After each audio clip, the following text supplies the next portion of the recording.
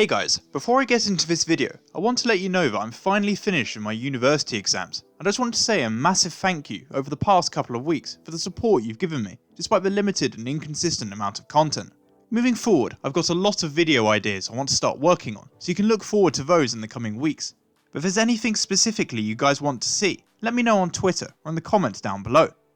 That said, today I will be focusing this video on an Overwatch League player role that, unlike last year, is getting a little more recognition, but I think personally deserves even more credit and acknowledgement, especially in this current meta, and this is the main support role.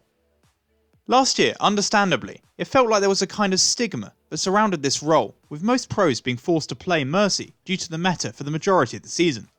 It was clear from what I was seeing that many people did not respect the impact that these players were having on a hero that was perceived as easy, and anyone who subsequently struggled was immediately cast aside as being a terrible main support,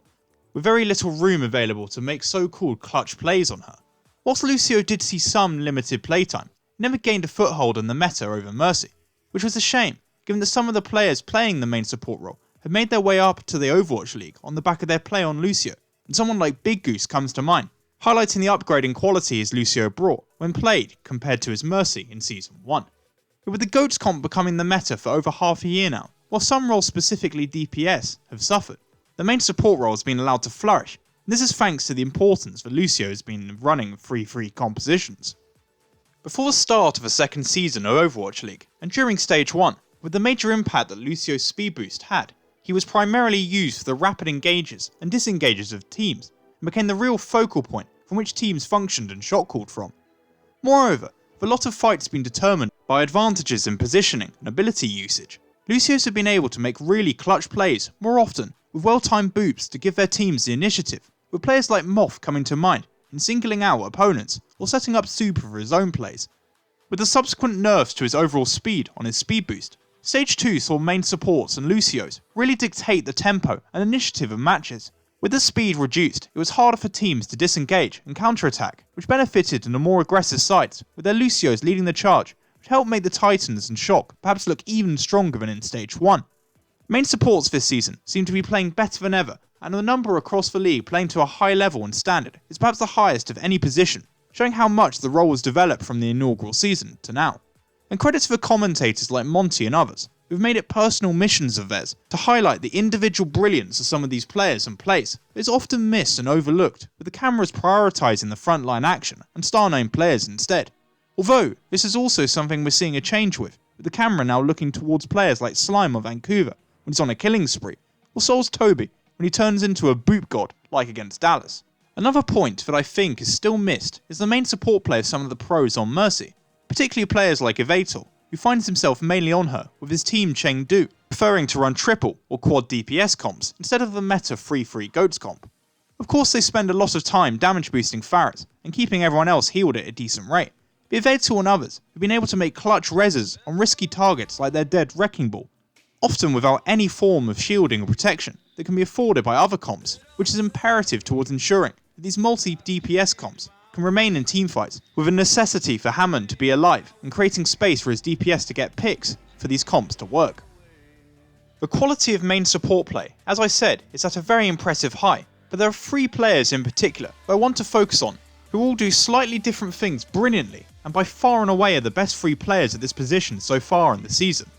They are, to no one's surprise, Slime, Moth and Animo, of Vancouver, San Francisco and New York respectively.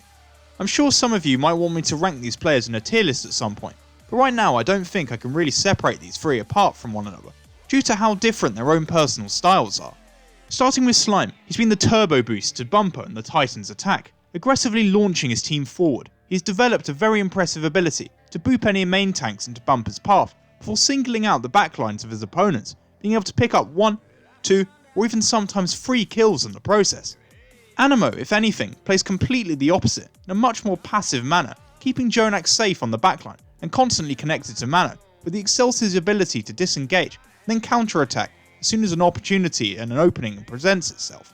It's shocking to learn that Animo dies so few times that he's in fact in the top 5 players when you divide their elims per 10 minutes by his deaths, as he dies so fewer times than anyone else in the league.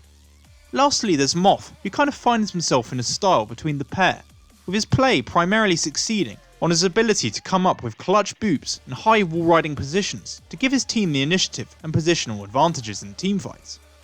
These three play such an important and vital role to how each of their sides runs their philosophy, but I think you can now respectively make a case for saying they deserve to be at least mentioned in the MVP discussions of the league this season, alongside the obvious highlight names of Bumper, Super, Mano, Sinatra, Violet, Twilight and many others, given the critical role they play in their teammates' own successes.